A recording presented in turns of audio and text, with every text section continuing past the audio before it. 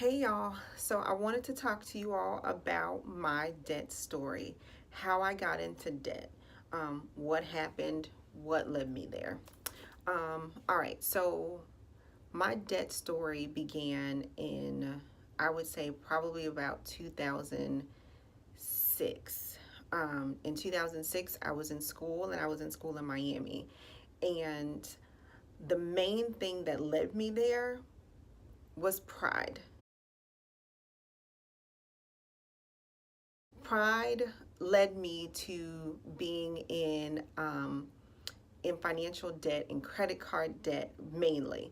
And it wasn't so much that I was being frivolous with my money, that I was just spending crazy. That wasn't it. I was just prideful. I didn't want to tell anybody that I needed help. And I think that a lot of people go through that. They go through stages of feeling like I don't want to be a burden on anyone, so I'm just going to do it by myself. And doing things by yourself sometimes leads you down paths that you don't have to go down, just as long as you open up your mouth and say something to somebody, right? So for me, it was I had already had a baby. My parents were keeping my child for me while I went to school, and I was going to law school at the time, and they really fought me on taking her with me. So I left her with them. And so I didn't want to add on to that burden by saying, I need some help, like I'm struggling to buy groceries, I'm struggling to pay for gas, because I was going back and forth from school to home so I could see her every weekend. And I didn't want to say I was struggling, and I didn't want to be an extra burden on them. And I was just prideful. It wasn't as if my parents wouldn't help me if I needed it. I just didn't want to be a burden for them. And so pride led me there. And so basically, I got into debt, credit card debt, really, because whatever I could put on a card, I did. I bought gas on credit cards. I bought groceries on credit cards. Whatever bills that I could pay on a credit card, I did. So I paid electricity bills. I paid cable bills on credit cards. And I was on I had student loans, and so whatever those didn't cover, I had to cover with my credit card because I didn't want to ask for help. And then, baby, in about 2010, when I came back home after law school and I started working in the public sector. So I was a public attorney for about 8.5 years. But in those first maybe 2 years, when I had finally decided, okay, I can't stay at home anymore, I bought a townhouse, and me and my daughter went to live in my townhouse.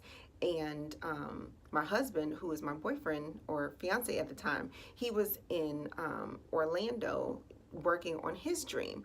And so I didn't want to be a burden on him while he was away and say, look, babe, things are a little tight down here.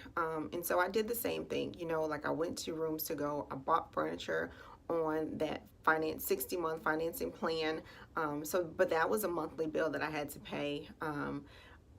I got cable and ended up taking it off, and just living off of old DVDs. And so for, I would say probably like from the time my daughter was maybe 3 to maybe 6, she thought Cosby Show was still on. She thought the Cosby Show was TV because that's what we watched. We had a box DVD set of the Cosby Show. We had a box DVD set of Psych. I watched Grey's Anatomy on box DVDs. I had Netflix at the time, but then I had to get rid of it because I couldn't afford even the internet.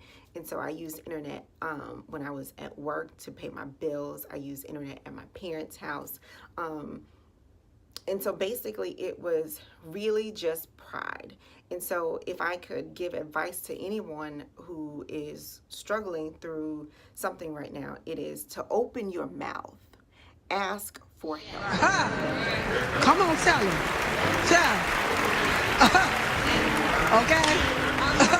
That blessed me. You do not have to do it all by yourself. It took me a very long time to come to that realization. You don't have to do it by yourself. People are willing to help you when they see that you are trying to help yourself. You do not have to take this journey alone.